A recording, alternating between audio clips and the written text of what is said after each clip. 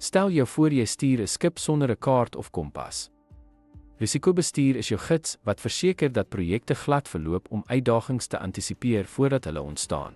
Dit is die hoeksteen van suksesvolle projekbestuur en voorkom onverwagte terugslae.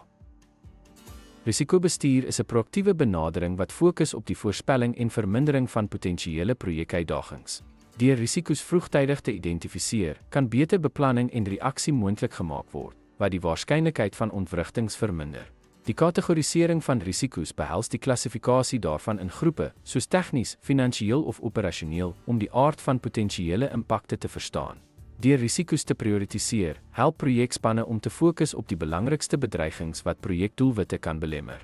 Die assessering van risiko's sluit die evaluering van beide die waarskynlikheid van voorkoms en die erns van die impak in.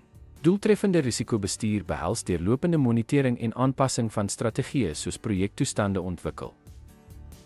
Ten slotte, risikobestuur is 'n noodsaaklike komponent van suksesvolle projekbestuur, gemik op die voorkoming en versagting van uitdagings. 'n Gestruktureerde benadering tot die bestuur van risiko's versterk die waarskynlikheid om projekdoelwitte te bereik. Dankie dat u by ons aangesluit het.